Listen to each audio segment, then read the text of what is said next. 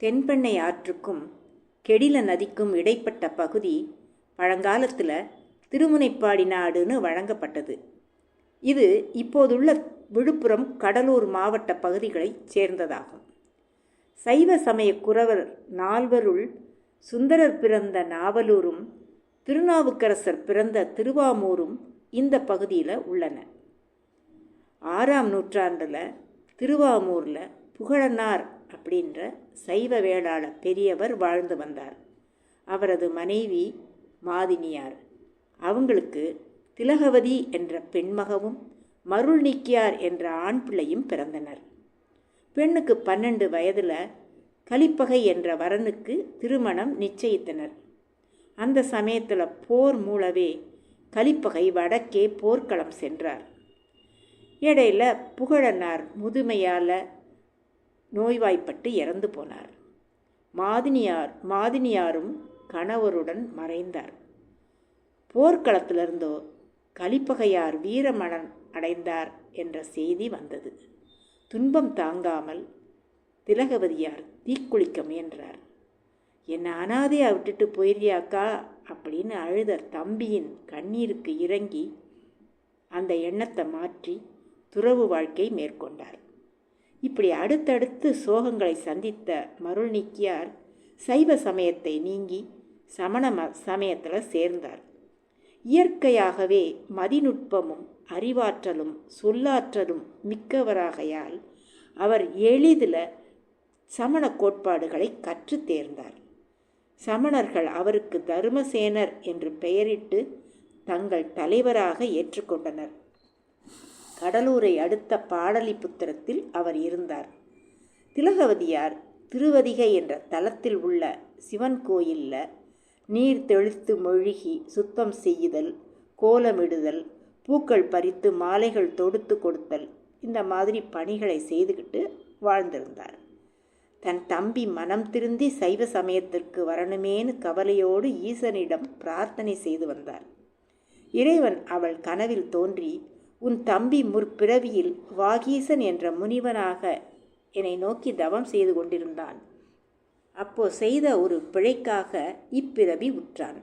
அவனுக்கு சூளை நோய் கொடுத்து ஆட்கொள்வேன், வருந்தாதே அப்படின்னு சொன்னார்.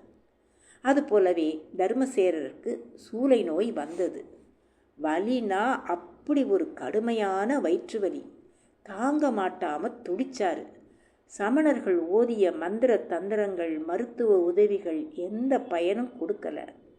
துன்ப நேரத்தில் அவருக்கு அக்கா ஞாபகம் வந்தது.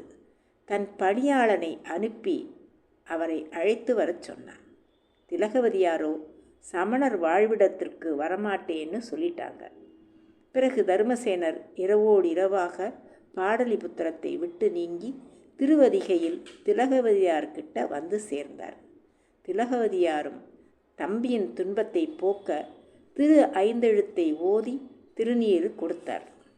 பக்தியோடு அதை வாங்கி பூசி கொண்ட மருள் நீக்கியாருக்கு சற்று வலி குறைஞ்சது மாதிரி இருந்தது. 2 பேருமா கோயிலுக்கு போனாங்க. அக்கா தன்னுடைய பணிகளை செய்ய தம்பி கூற்றாயினவாறு என்று துவங்கும் பதிகம் பாடினார். வயிற்றோடு துடக்கி முடக்கியிட நஞ்சாகி வந்து துன்புறுத்திய சூளை நோய் தீர்ந்து சுகம் பெற்றார். இறைவன் அவரது பாடலை மெச்சி திருநாவுக்கரசன் என்று அசரீரியாக அழைத்து பாராட்டினார். இவர் மறுபடி செய்வராகிவிட்டதை பொறுக்காத சமணர்கள் அரசனிடம் புகார் செய்தனர். வயிற்று வலின்னு பொய்யா நாடகமாடி அக்காளிடம் போய் சேர்ந்து சைவ சமயத்துக்கு மாறிட்டான்னு பழி சொன்னாங்க. அரசன் சேவகர்களை அனுப்பி அவரை கூப்பிட்டு விட்டான். திருநாவுக்கரசரோ நாமார்க்கும் குடியெல்லோம் நமனை அஞ்சோம் என்ற பதிகம் பாடினார். பிறகு அமைச்சர்களுடன் இடைய வேண்டுகோளை ஏற்று அரசனிடம் சென்றார். சமணர்கள் தூண்டுதலால் அரசன் அவரை தண்டிப்பதற்கு சுண்ணாம்பு காலவாயில் போட்டும் விஷம் கலந்த பாலன்னம் உண்ணச் செய்தும் யானை காலால் இடறச் செய்தும் துன்பங்கள் கொடுத்தான். 7 நாட்கள் சுண்ணாம்பு காலவாயில் இடப்பட்டு இருந்தும் ஈசன் எந்தை திருவடி நிழல் குளிர்ச்சியாக இருக்கிறது என்று மாசில் வீணையும் என்ற பதிகம் பாடி இன்புற்றிருந்தார். ஆலமுண்ட இறைவனை நினைத்து அருந்திய விஷ அன்னமும் அவருக்கு எந்த தீங்கும் செய்யல. காலால் இடற வந்த யானை அவரை வலம் வந்து வணங்கியது. அதுக்கப்புறம் அவரை கல் தூணில் கட்டி கடல் நடுவே போட்டு வந்தாங்க. அந்த கல்லே தெப்பமாகி மிதந்து வர அவர் திருப்பாதிரிப்புரியூர் கடற்கரையில் வந்து சேர்ந்தார். அங்குள்ள திருக்கோயிலில் சுவாமியை தரிசனம் செய்து வழிபட்டு பிறகு திரு அதிகைக்கு புறப்பட்டு போனார். திரு அதிகையில் மக்கள் ஒன்று கூடி அவரை வரவேற்று வணங்கி மரியாதைகள் செய்தனர். மன்னனும் மனம் திருந்தி அவரிடம் மன்னிப்பு கேட்டு சைவ சமயம் சேர்ந்தார். திருநாவுக்கரசரும் பல திருத்தலங்களுக்கு சென்று பரமனை பாடி வழிபட்டார். பெண்ணாகடத்தில் தூங்கானை மடம் என்ற திருக்கோயிலில் சுவாமியை வணங்கி சமணத்தில் தொடர்பு கொண்ட இந்த உடல் வேண்டேன், உனது லட்சணைகளை முத்திரை பொறித்தருள்க என்று வேண்டினார். சிவபெருமான் திருவருளால் ஒரு சிவபூதம் யாரும் அறியாமல் வந்து திருநாவுக்கரசருடைய தோள்களில் சூல முத்திரையும் ரிஷப முத்திரையும் இட்டு சென்றது. இறைவனுடைய அருள் திறத்தை கண்டு மனமுருகிய திருநாவுக்கரசர் கண்களில் நீர்மல்க இறைவனை பாடி துதித்தார். இப்படியே ஸ்தலங்கள் தோறும் சென்றார். பாடல்கள் பதிகங்கள் பாடினார். அதோட என் கடன் பணி செய்து கிடப்பதே அப்படின்னு கோயில்களில் உழவார பணி செய்து அங்கங்கே மண்டியுள்ள புதர்கள் குப்பைகளை அகற்றி தூய்மை செய்தார். இப்படியா தில்லையம்பதி வந்து சேர்ந்தார். அங்கு உள்ளம் உருகி கண்ணீர் மல்க இறைவனை பாடி தொழுதார். பிறகு உமையவளின் ஞானப்பாலுண்ட சம்பந்த பெருமானை பார்க்கணும்னு ஆசையோட சீர்காழிக்கு போனார். திருஞான சம்பந்தரும் இவர் தம் ஊருக்கு வருவதை தெரிஞ்சுக்கிட்டு ஊர் எல்லையில் வரை வந்து எதிர்கொண்டு வரவேற்றார். இருவரும் ஒருவரை ஒருவர் வணங்க ஞான குழந்தை நாவுக்கரசரை அப்பரே என்று அன்புடன் அழைத்து மகிழ்ந்தார். அது முதல் திருநாவுக்கரசரை அப்பர் என்றும் மக்கள் குறிப்பிடலாயினர். இருவருமாக பல ஸ்தலங்களுக்கு சேர்ந்து சென்று இறைவனை தரிசித்தாங்க. கோலக்காவுக்கு அப்புறம் சம்பந்த பெருமான் தன்னுடைய ஊருக்கு திரும்பிட்டார். அப்பர் தொடர்ந்து சோழ நாட்டு தலங்களை தரிச்சுக்கிட்டே போய்கிட்டு இருந்தார். சக்தி முற்றம்ங்கிற ஊரில் சிவக்கொழுந்தீசரை வணங்கி உமது திருவடியை என் தலைமேல் பதித்தருள வேண்டும்னு இறைஞ்சினார். கருணைக்கடலான ஈசன் நல்லூருக்கு வா அப்படின்னு அசரீரியா சொன்னார். நாவுக்கரசரும் மகிழ்ந்து திருநல்லூருக்கு போய் பரமனை பாடி பணிந்தார். பரமனும் நாவுக்கரசன் தலைமேல் தன் மலரடி பதித்தார். பக்தியும் மகிழ்ச்சியும் பொங்க அப்பர் மேலும் மேலும் பல திருத்தலங்கள் சென்று திங்களூர் வந்து அடைந்தார். ஊரில் அப்பூதி அடிகள் அப்படின்னு ஒரு சிவனடியார் வாழ்ந்து வந்தார். அவருக்கு திருநாவுக்கரசர்கிட்ட ரொம்ப பக்தி. தன்னுடைய பிள்ளைகளுக்கு பெரிய திருநாவுக்கரசு இளைய திருநாவுக்கரசுன்னு பேர் வைத்திருந்தார். அதோட திருநாவுக்கரசர் பேரால் பல அறச்சாலைகள் தர்ம காரியங்கள் செய்து வந்தார். அவருக்கு தன்னுடைய ஊருக்கு திருநாவுக்கரசர் வந்திருக்கிறது தெரிஞ்சதும் ரொம்ப சந்தோஷம். அவரை வரவேற்று தன்னுடைய வீட்டில் விருந்து ஏற்குமாறு கேட்டுக்கிட்டார். விருந்து தடபுடலாக ஏற்பாடு பண்ணி இலை பறிக்க பெரிய திருநாவுக்கரசு தோட்டத்துக்கு போனப்ப ஒரு பாம்பு தீண்டி இறந்து போனான். அந்த பிள்ளையுடைய உடலை கோயிலுக்கு கொண்டு வர செய்து அப்பர் சுவாமிகள் பதிகம் பாடினார். இறந்த பிள்ளை உயிர் பெற்று எழுந்தான். பிறகு அப்பூதி அடிகளது விருந்தோம்பலை ஏற்று சில காலம் அந்த ஊரில் இருந்து அதன் பிறகு திருவாரூருக்கு போய் தியாகேச பெருமானை தரிசனம் செய்தார். அங்கிருந்து திருப்புகலூர் சென்றார். அங்கே முருகநாயனாரின் திருமடத்தில் தங்கியிருந்த திருஞான சம்பந்தரை கண்டு மகிழ்ந்தார். இவங்களை பார்க்க சிறுத்தொண்ட நாயனார் நக்க நாயனாரும் முருகநாயனாருடைய திருமடத்துக்கு வந்து சேர்ந்தார்கள்.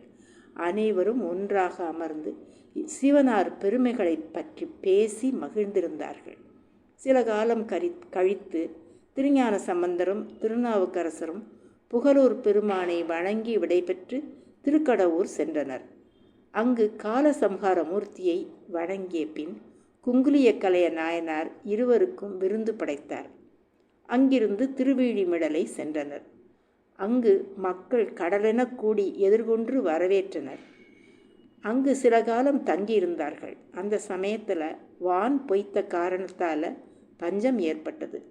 மக்கள் பட்டினியால் கஷ்டப்பட்டாங்க. திருஞான சம்பந்தரும் திருநாவுக்கரசரும் இறைவனை வேண்டி மக்களுடைய துன்பத்தை தீர்க்கணும்னு பிரார்த்தனை செய்தாங்க. இறைவன் அவர்களுக்கு கனவில் தோன்றி தினம் படிக்காசு தருவதாகவும் அதை வைத்து அன்னதானம் செய்யலாம் என்றும் சொன்னார். காலையில் கோயிலுக்கு போனப்ப கிழக்கு பீடத்தில் திருஞான சம்பந்தருக்கும் மேற்கு பீடத்தில் திருநாவுக்கரசருக்கும் படிக்காசு இருந்தது. அதை கொண்டு அவரவர் மடத்தில் அன்பர்களுக்கு அன்னதானம் செய்தனர். மழை பெய்து பஞ்சம் தீரும் வரை தினமும் படிக்காசு பெற்று அன்னதானம் செய்தனர். பிறகு திருமறைக்காடு என்ற வேதாரண்யத்துக்கு போனாங்க. அங்கு கோவில் வாசல் கதவு மூடி கடந்தது. மக்கள் வேறு வழியில் கோயிலுக்குள்ளே போயிட்டு வந்துட்டு இருந்தாங்க. சம்பந்தர் கேட்டுக்கொண்டதற்படி நாவுக்கரசர் பண்ணின் நேர்மொழியாள் உமை பங்கரே என்று தொடங்கும் பதிகம் பாடி இறைவனை வேண்ட மணிக்கதவு தாழ் நீங்கியது. மிகுந்த அன்புடன் உளமுருகி இறைவனை தொழுது வெளியிலே வந்தார்கள். பிறகு திருஞான சம்பந்தர் நிலைக்கதவம் சாத்தும்படி ஒரு பாடல் பாடினார். திருமறைக்காட்டில் இருவரும் தங்கியிருந்த சமயத்தில் பாண்டிய நாட்டிலிருந்து தூதுவர்கள் வந்தார்கள்.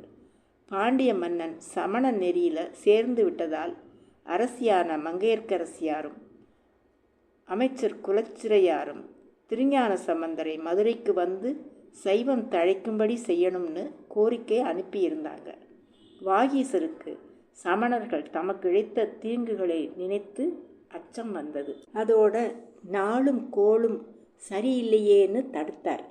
திருஞான சம்பந்தர் கோளறு பதிகம் பாடி அப்பரை சமாதானம் செய்து மதுரைக்கு கிளம்பி போனார். பிறகு அப்பர் பெருமான் பல தலங்களுக்கு சென்று உழவார பணி செய்தார். பதிகங்கள் பாடினார். பழையாறை என்ற ஊரில் வடத்தடியில் இருந்த சிவலிங்கத்தை மறைத்து சமணர்கள் தங்கள் கோயிலாக செய்திருந்தாங்க.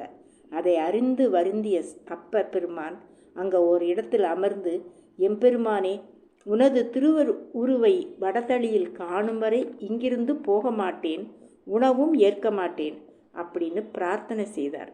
கருணாமூர்த்தியான எம்பெருமான் அரசனின் கனவில் தோன்றி தான் மறைந்துள்ள இடத்தின் அடையாளங்களை சொன்னார். அரசனும் தன் பரிவாரத்தோடு வந்து அந்த மறைப்புகளையெல்லாம் நீக்கி ஈசனுக்கு கோவிலை புதுப்பித்தார். பின்னர் அங்கிருந்து அப்பர் திருவானைக்கா சென்று சுவாமி தரிசனம் முடித்து திருப்பைங்கிலை நோக்கி நடந்தார். வழியில் ரொம்ப களைப்புற்று சோர்வடைந்தார். சிவபெருமான் ஒரு வேதியர் போல உருவெடுத்து வாகீசர் வரும் வழியில் சோலையும் பொய்கையும் உண்டாக்கி பொதி சோற்றுடன் காத்திருந்தார். அங்கு வந்த நாவுக்கரசரிடம் களைப்பு தீர பொதிசோறு உண்டு குளத்தில் நீர் உண்டு ஓய்வெடுக்குமாறு சொன்னார். அப்பர் சுவாமிகளும் அப்படியே செய்தார். பிறகு எங்கே போறீங்கன்னு கேட்டு திருப்பைங்கேலின்னு சொன்னதும் நானும் அங்கே தான் போகிறேன்னு சொல்லி கூடவே போனார். பைங்கேலி அடைந்ததும் மறையவர் மறைந்தது கண்டு வாகீசர், ஆகா, இறைவன் எனக்காக எவ்வளவு கருணையுடன் வந்து களைப்பாற்றி உடன் வந்தார் என்று மெய்சிலிர்த்து போனார். பிறகு மேலும் பல ஸ்தலங்களையும் தரிசித்து திருவண்ணாமலை, காஞ்சிபுரம், திருக்கழுக்குன்றம், திருவான்மியூர், மயிலாப்பூர், திருஆலங்காடு, திருக்காளஹஸ்தின்னு வடக்கு நோக்கி ஸ்தல யாத்திரையை தொடர்ந்தார். பிறகு கைலாசம் போய் இறைவனை காணும் ஆசையால் இன்னும் வடக்கு நோக்கி நடந்தார். ஸ்ரீசைலம் தரிசித்தார். காஷி சேத்திரத்தில் விஸ்வநாதரை பணிந்தார். மேலும் மேலும் வடக்கே பனிமலையில் மேலே போக போக உடல் தளர்ந்து பாதங்கள் நொந்து கைகளால் தவழ்ந்தும் பிறகு உருண்டும் போகலானார். உடல் முழுக்க புண்ணான பின்னும் கைலை காட்சி காண வேணுங்கிற வைராக்கியம் மாறலை.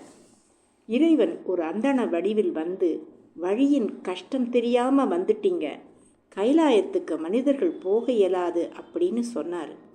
கையில ஈசனை காணாது இவ்வுடல் கொண்டு மீளேன் அப்படின்னு அப்பர் சொன்னதும் வேதியராக வந்த இறைவன் மறைந்து, நாவுக்கரசரே எழுந்திரும் அப்படின்னு அசரீரியா சொன்னார். எழுந்த நாவுக்கரசரின் தேய்ந்த உடல் நலம் பெற்று திடகாத்திரரா நின்றார். கண்ணினால் திருக்கையிலையில் இருந்த நின் கோலம் நான் தொழ அருள்வீர் என்று இறைஞ்சினார். பக்கத்தில் இருக்கிற பொய்கையில் மூழ்கி திருவையாற்றில் எழுக, அங்கு நாம் கைலை காட்சியை காட்டுவோம் அப்படின்னு சிவபெருமான் அசரீரியா சொன்னார். அதன்படியே நாவுக்கரசரும் அங்கிருந்த பொய்கையில் மூழ்கி திருவையாற்று திருக்குளத்தில் எழுந்து கோவில் கோபுரத்தில் கைலை காட்சியை கண்டு ஆனந்த பரவசத்துடன் பதிகம் பாடினார். அப்படியே மேலும் பல ஸ்தலங்களை தரிசனம் செய்து வரும்போது திருப்பூந்துருத்தியில் மீண்டும் திருஞான சம்பந்தரை சந்தித்தார். பாண்டிய நாட்டில் அவர் சைவ சமயத்தை ஸ்தாபித்த விவரங்களை கேட்ட அப்பருக்கு பாண்டிய நாடு செல்ல ஆசை பிறந்தது. அதன்படி திரு ஆலவாய் போய் நின்றசீர் நெருமாறன் என்ற பாண்டிய மன்னனையும் மங்கையர்க்கரசியாரையும் குலச்சிறையாரையும் சந்தித்தார். ஆலவாய் அண்ணலை போற்றி திருத்தாண்டகம் திருநேரிசை பதிகங்கள் பாடினார். அங்கிருந்து கிளம்பி திருப்பூவனம், ராமேஸ்வரம், திருநெல்வேலி, திருக்கானப்பேர்னு பல ஊர்களையும் சுவாமி தரிசனம் செய்து மீண்டும் சோழ நாட்டு பதிகளை தரிசித்தவாறு திருப்புகலூர் போய் சேர்ந்தார். அங்கே நின்ற திருத்தாண்டகம், தனி திருத்தாண்டகம், க்ஷேத்திரக்கோவை முதலான பல பதிகங்களை பாடினார். இவருடைய வைராக்கியத்தை உலகுக்கு உணர்த்த உழவாறு பணி செய்த இடத்துல பொன்னும் மணிகளும் சிந்த செய்தார் இறைவன். செம்பொன்னும் ஓடும் ஒக்குவே நோக்குவார் அப்படிங்கிற முறைப்படி திருநாவுக்கரசர் அந்த பொன்னையும் மணிகளையும் பிற பருக்கை கற்களோட போலவே குளத்தில் தூக்கி எறிஞ்சார்.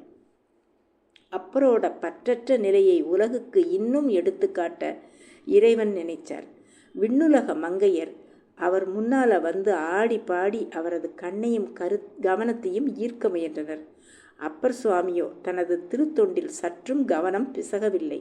அப்பெண்களிடம், நான் திருவாரூர் அம்மானுக்கு ஆளாயினேன், நீங்கள் வீணே அலையாதீங்கன்னு சொல்லி திருத்தாண்டகம் பாடினார். சில காலம் கழிந்தது. அப்பருக்கு 80 வயது ஆகியது. இறைவன் திருவடியை சேரும் நாள் நெருங்குகிறதுன்னு உணர்ந்து சிவபெருமானின் சேவடிகளை இடைவிடாது சிந்தித்தவாறு ஒரு சித்திரை மாதத்து சதய நாளில் சிவபதம் அடைந்தார் திருநாவுக்கரசர். திருச்சிற்றம்பலம்.